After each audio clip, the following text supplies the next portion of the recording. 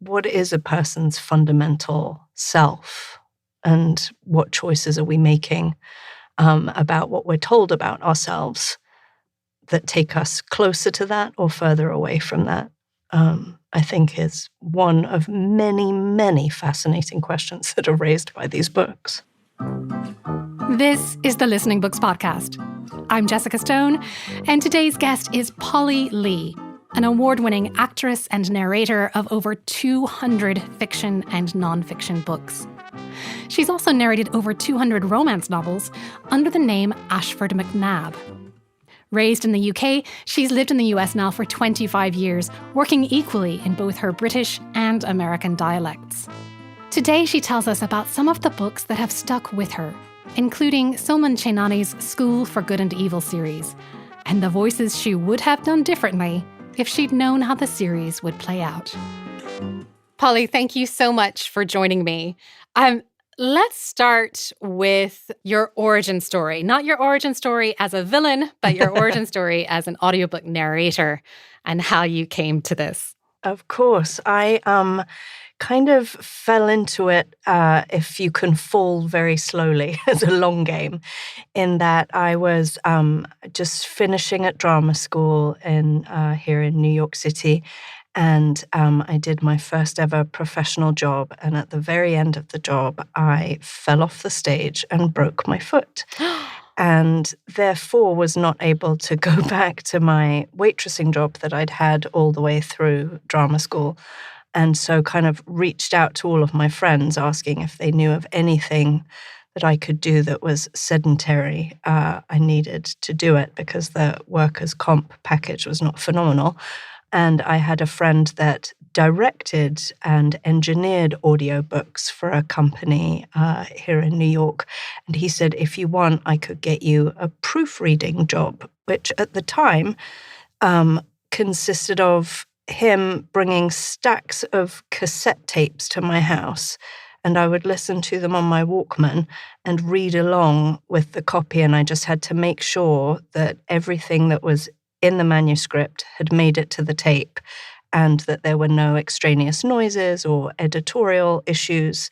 And then I gave the stack of tapes back with a paper on which was handwritten my edits and my notes and my QC, they call it, quality control notes. And so that was how I kind of edged into the audio business. And I did that for many years as a kind of side job to the acting stuff. And then as I kind of went along, more and more of the colleagues that I was working with as an actor were recording the books that I was proofing. So at one point I went in to take in at this point, I think they were CDs or may even have been on an iPod, to take it in, to return it, and was like, oh, I noticed that this book was narrated by Kate Forbes. I just did a show with her. Is there any way that I could narrate a book? And the QC guy looked at me and was like, oh, of course. Like, why didn't we think of this years ago?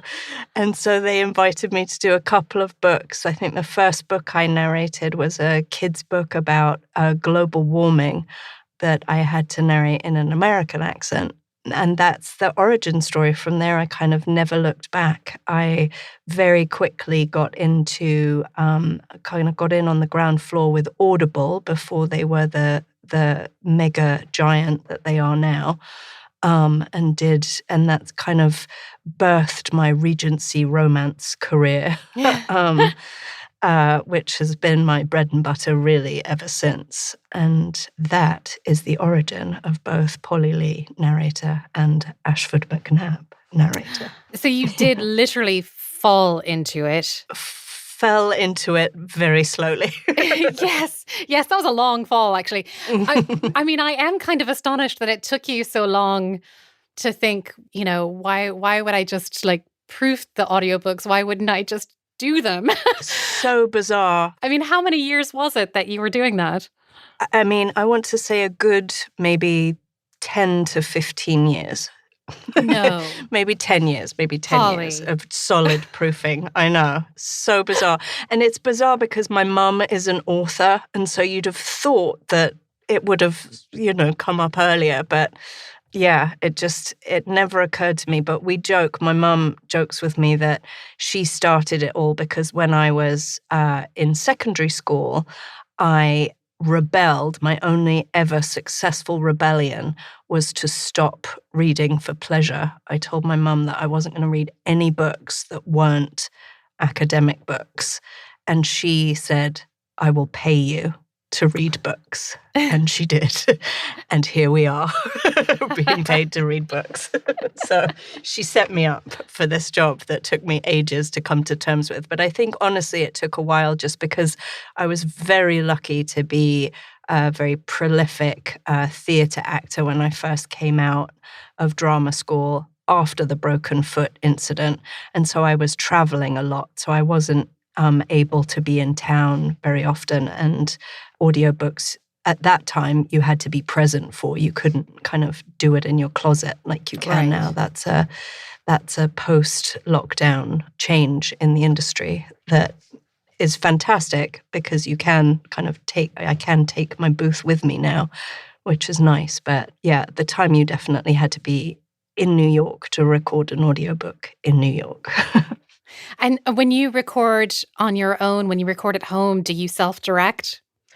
I do. I don't work with directors here, but for the most part, I do the kind of Regency romance books.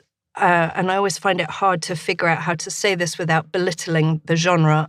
I love the genre. I'm an avid romance reader myself, but it is a trope genre. It's very much a goodie, a baddie, a heroine, a hero, and therefore the kind of directorial aspect isn't as needed with that genre. Whereas you had mentioned wanting to talk about School for Good and Evil with a book of that scope, and the kind of the lag time in between books. Soman was writing them as they were coming out. It wasn't that the whole series was written and, they just released them. So it was just a huge scope. And for something like that, a director is definitely needed, and a kind of slew of, research people who've stayed on top of who the characters are and what have happened to them. And, there's a whole team that goes with that. But for the most part, when I record at home, I record a lot of these kind of Regency romances, and those I do without a director. And then the engineer is remote. So I simply record the raw footage and then, send it into the ether. And then it comes back to me saying, there was a strange vacuuming sound happening. Right. I'm like, my neighbor. Yeah. You mentioned your pseudonym. Do you use that for all of the Regency romance novels? That was the idea. As mentioned, when I started out, I was doing a lot of kids' novels and then a lot of the Regency romance. And somebody at Audible suggested that I use a pseudonym for the Regency romance just to keep the two genres separate. Over the years, it's somewhat blended just by kind of my not paying attention to it. And as I've done less of the very young kids' books, it has felt less important to keep them separate. But certainly when I was starting out, I was doing kind of books for, 8-9-year-olds. And then some of the romance novels were really quite blue in the beginning. It was more on the erotica side than the romance side. And so it felt very important. And actually the person at Audible back in the day when they said to me, "Oh, this is going to be very graphic. It's erotica, and you can record it under a false name if you'd like." And I said, "Oh, I'm not prudy. Like I'm not worried about it. Everybody knows me." And then I started reading it, and I was like, "Oh no, I definitely want a pseudonym." It was very, very graphic. And years later, I came to meet my now mother-in-law, and she said, "Oh, it's so nice to meet you. I Googled you." And my immediate thought was, thank God I chose a pseudonym for that book. But nowadays, I don't don't, sadly, do any of the erotica. So the books are much tamer. So I found it's gotten a little bit blended. There are, some romance novels under Polly Lee, but there aren't any kids' books under Ashford McNab as far as I'm aware. I did say to you that I wanted to talk about the School for Good and Evil series, if we could. This is the series by Soman Chainani, which has since been adapted to a film by Netflix, and with a pretty star-studded cast from the sounds of it. Yes, I'm delighted to find out that Kate Blanchett was playing the narrator, which would be my role. And I was like, well, if somebody's going to steal your part, it should be Kate Blanchett. High praise, yeah. Yes. I just wondered what your experience of narrating that series has been like. That series was a gift for me on many, many levels. It was one of the first books I read where I was truly, I got the chance to read a book many times that never ceased to surprise.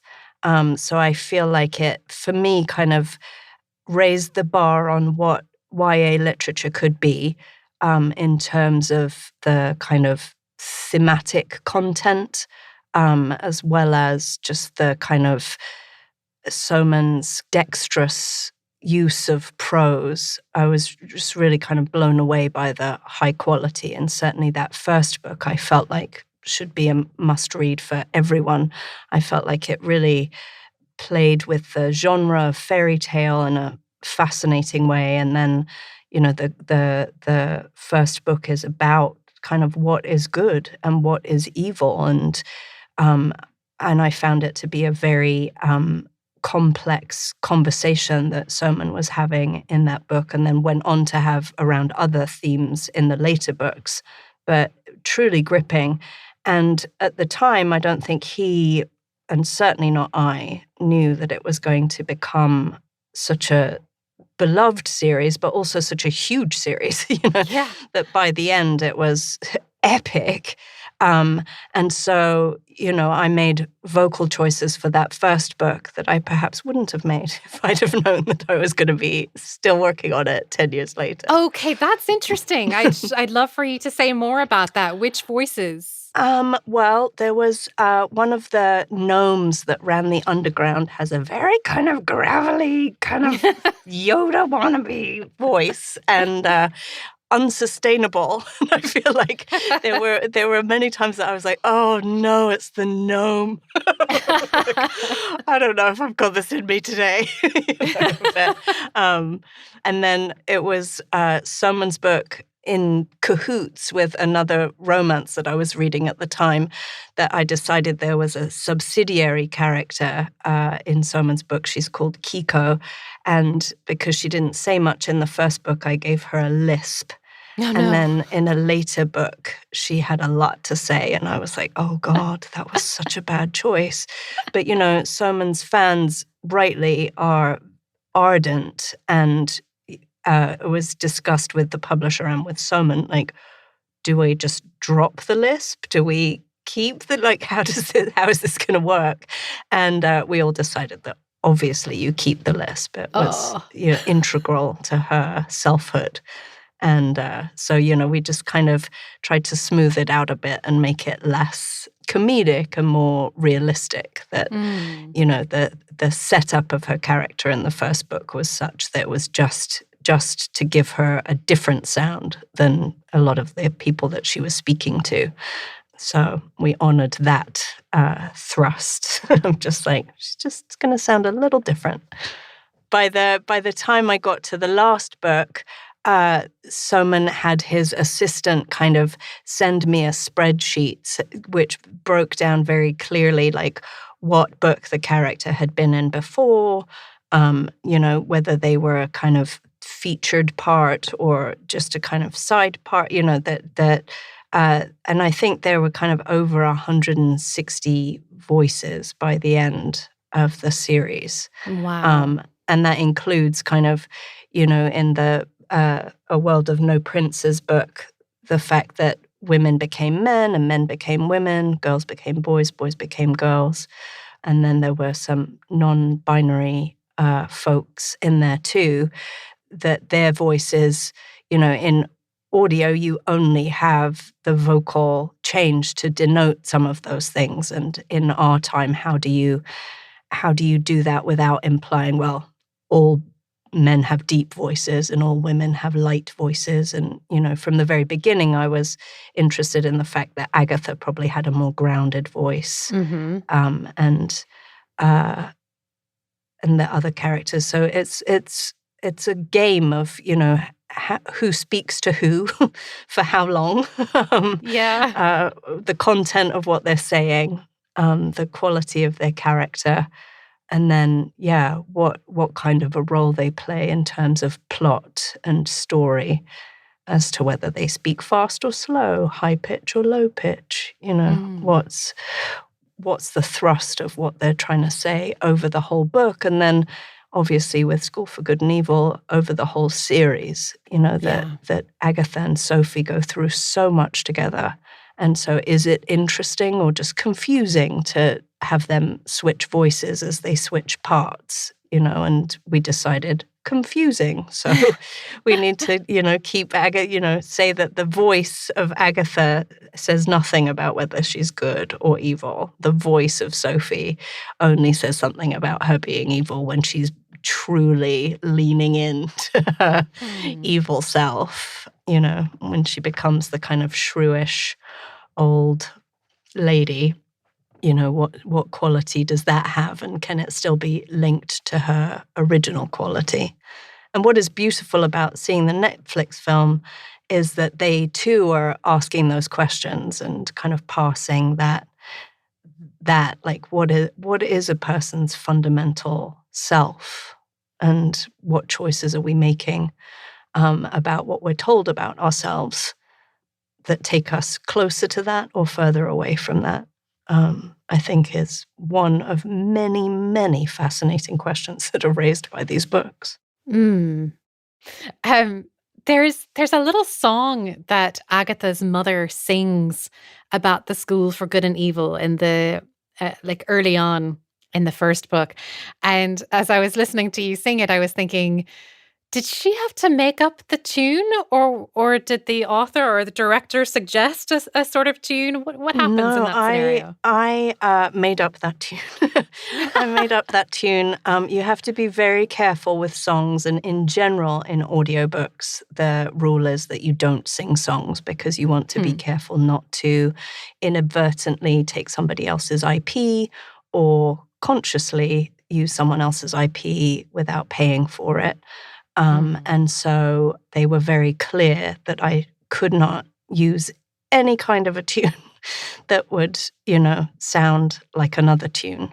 But that Soman was also clear that he needed it sung. It couldn't just be read, which is the usual kind of default mode for audiobook songs that are outlined in my experience. See, that's something that I think most people wouldn't think about until they were in the position of suddenly having to to deal with this. You just, well, I know a lot of readers skip over songs anyway, but you're sort of you're making up your own that. tune. That's not an option.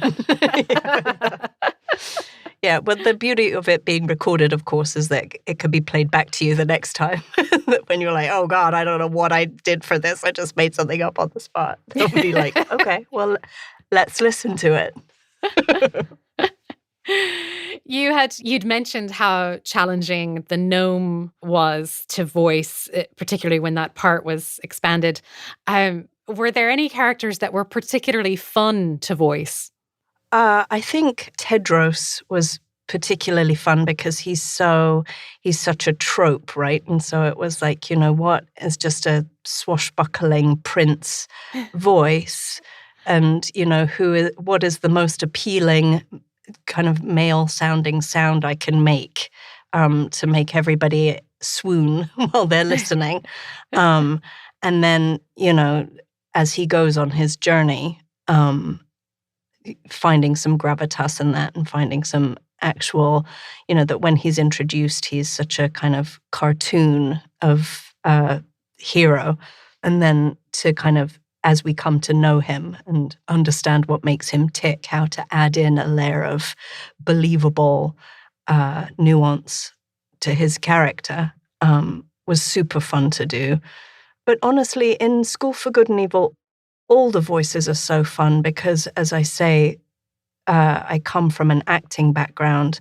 And so just thinking about the kind of psychology that goes into that, playing against the trope and the understanding of the fairy tale identities of everybody, from the actual humans to, Anna Dill, super fun to do. Yeah, just all of the characters, even the kind of very subsidiary side characters, were super fun to think about because they all had such strong kind of backstories.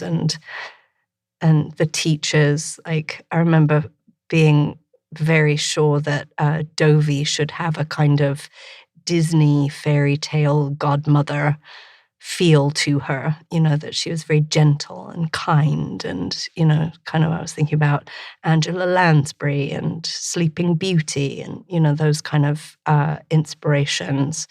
But I think each character had that same kind of inspirational feel behind it, where you're like, there is a perfect voice for this person. I just need to figure out what it is and how to get at it. And then by book 2, also how to maintain it and how to take them on the journey that they're going to go on, because it became apparent that everyone was going to go on an epic journey, not just Agatha and Sophie. I imagine your notes are extensive. They are extensive. Yes, the notes the notes from the first book were handwritten on a folded piece of A4 paper, which I've devoutly kept. It's shredded and smudged, and you can barely see anything on it. But it is it's in the folder labeled School for Good and Evil, and then over the years, that became, as I say, kind of Soman's assistant sending me spreadsheets and, marking up. And then Harper Collins, the publisher, would send me the previous audiobook so I could go through. So there's lots of notations of what minute and what book in what chapter this voice appears.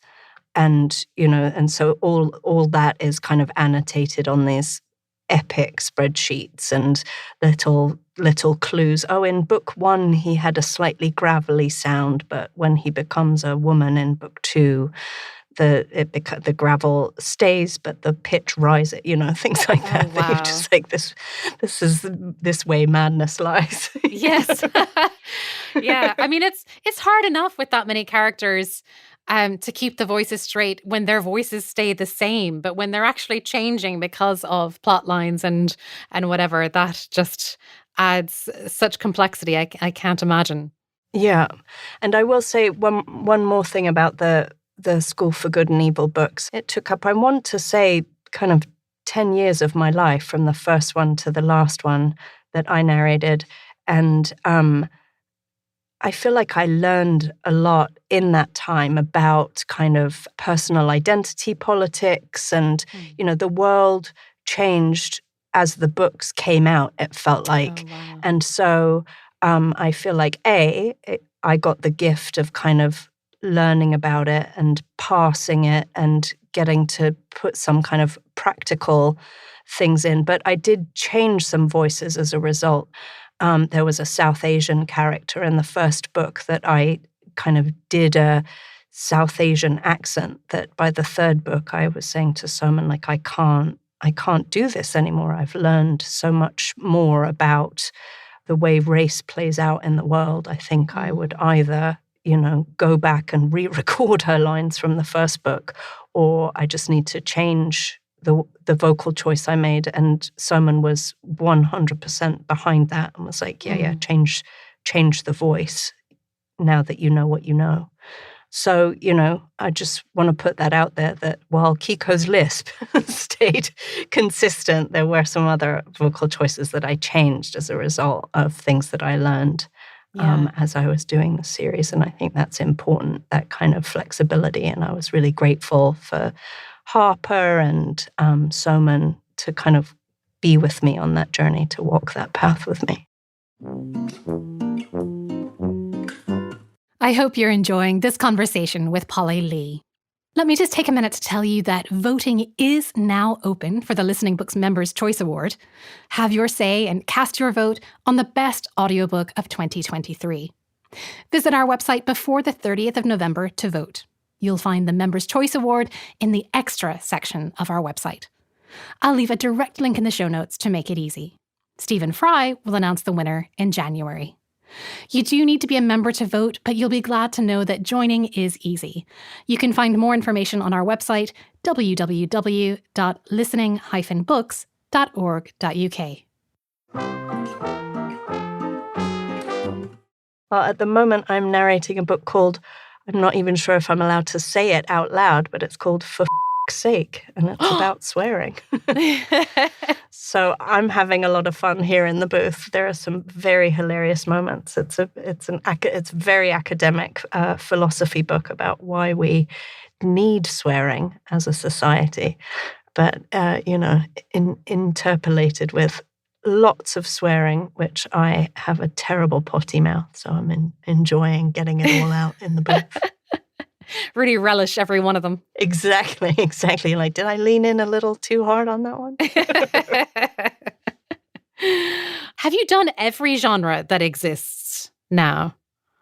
I think I have, Jessica. I'm very, proud of that particularly since lockdown. That before lockdown, I think I did maybe kind of 3 or 4 books a year. And then lockdown happened and I was slated to record the last of the School for Good and Evil books with Harper at a studio in Manhattan.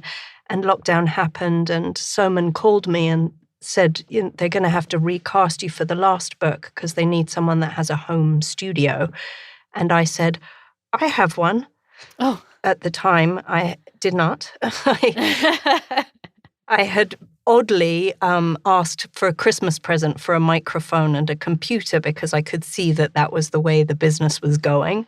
But it was sitting in a closet in Brooklyn, and we had relocated to the Catskill Mountains for lockdown.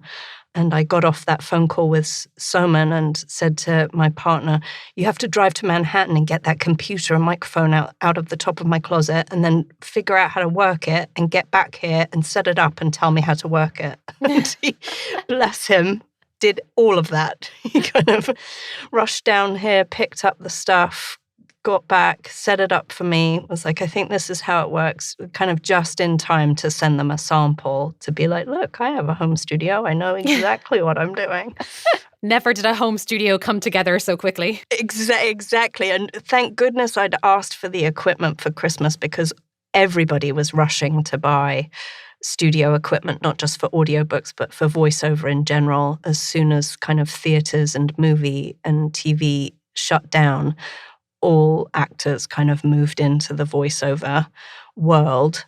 And so the stores were empty. So I was very lucky that I had gone in ahead of time and gotten the stuff because otherwise I would have been screwed. All of that is a very long-winded way to say that I have been very lucky. I have narrated, I think, in every genre that exists. And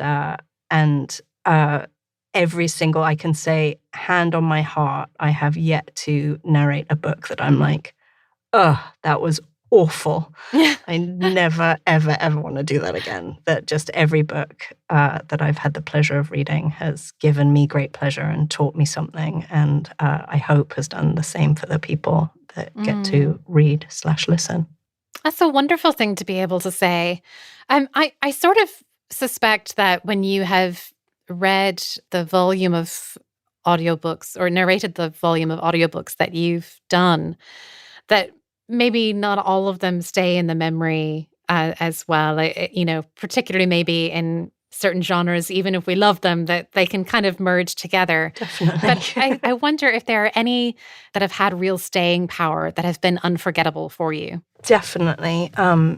definitely have. I think for me, it kind of breaks down into fiction and nonfiction. And I think for me, a lot of the things that stay with me are nonfiction for the most part, and fiction tends to blend.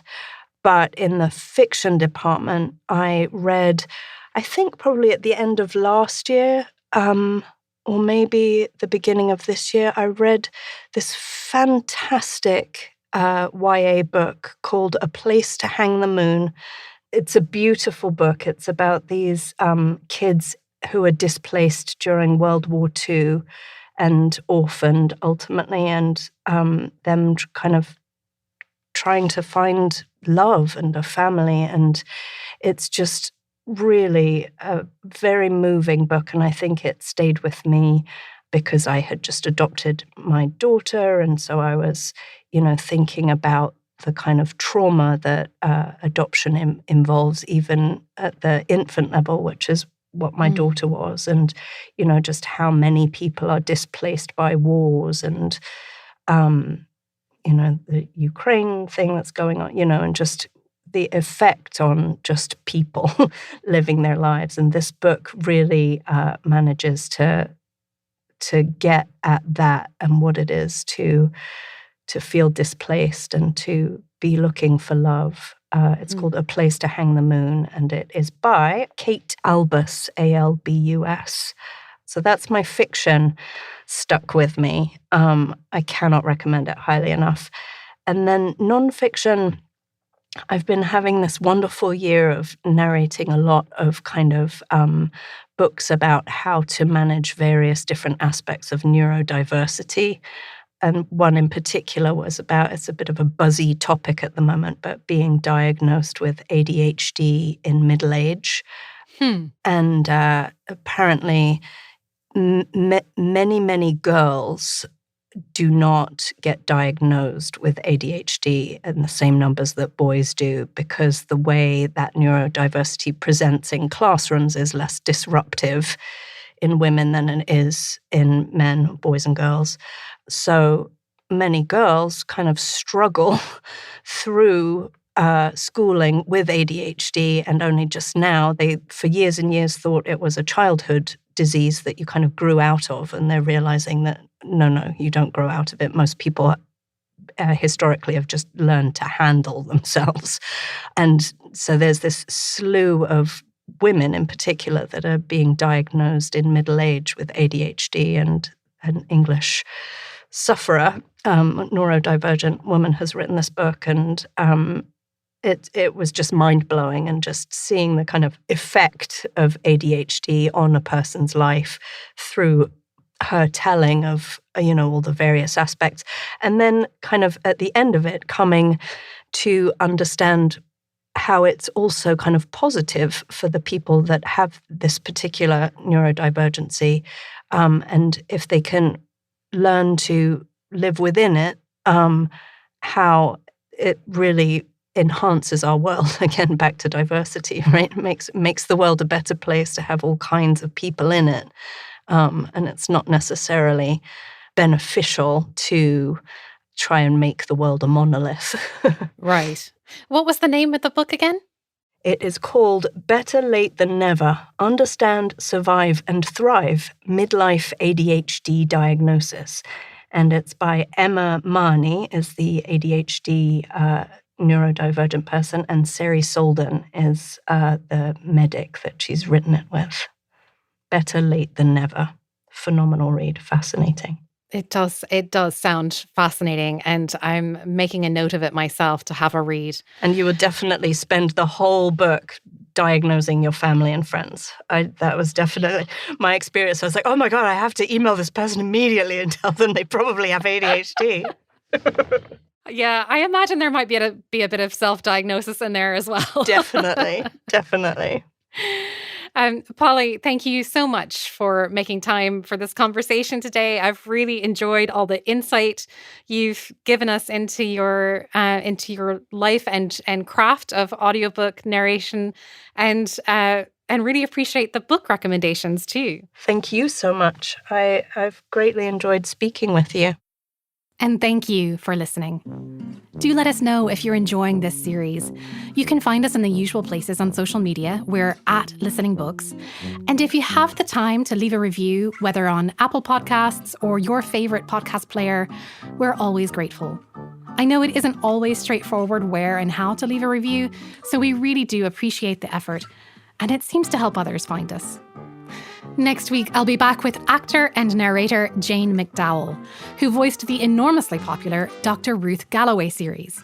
If you like crime fiction, or historical fiction, or animals, you won't want to miss it. This podcast is produced by Listening Books, a UK charity that provides an audiobook lending service for over 120,000 members who find that an illness, disability, learning difficulty, or mental health condition affects their ability to read the printed word or hold a book. It's simple to join. For more information, head to our website www.listening-books.org.uk.